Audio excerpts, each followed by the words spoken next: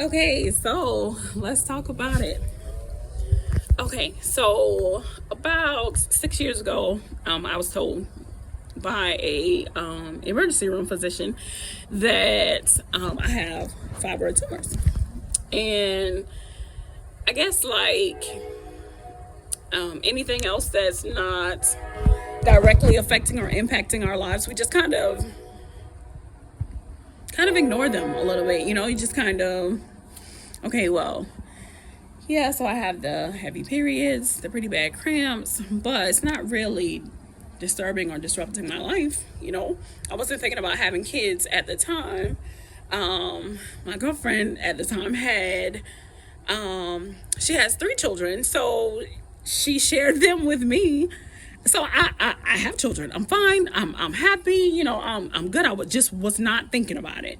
I wasn't considering children at this time. So I just kind of just let the fibroids be, So a few years ago, my stomach started to get a lot larger. Like, I started gaining weight, period.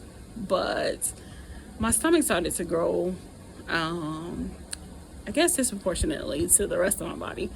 So it made me be like, okay. So anyway, I go to the OBGYN and she tells me that that basically the fibroids have gotten a lot larger and there's multiple fibroids in there. And that in that position, likely I won't be able to carry. So her telling me that kind of changed things for me a little bit because, if I so choose not to have children, like if I make that choice, okay, yes, I'm not going to have a child of my own, then that's my choice that I made.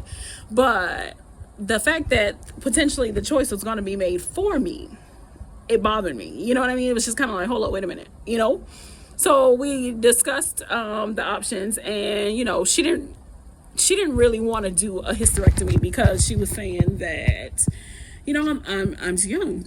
Of course, doing a hysterectomy, I wouldn't be able to carry. So she got me set up with a fibroid specialist. I go to see the specialist, and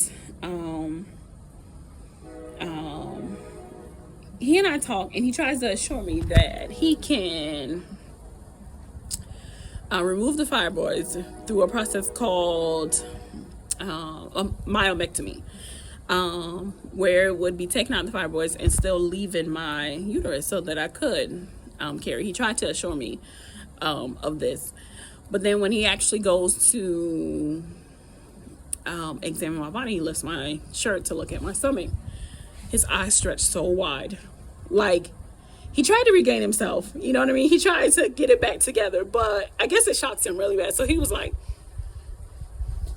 yeah. So even though he tried to assure me by his words that I would still be able to carry, the way he looked, I couldn't just know. Like I wasn't sure. Like I wasn't positive that he could do it. And what's crazy is that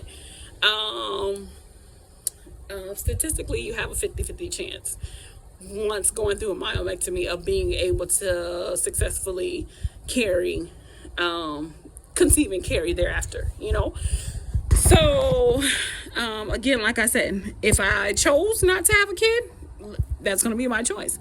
But I didn't want the choice made for me, so I didn't go through with the myomectomy. I actually was just like, okay, we'll come back around to this, basically. So I go through a couple of other processes. I'll finish explaining in a minute.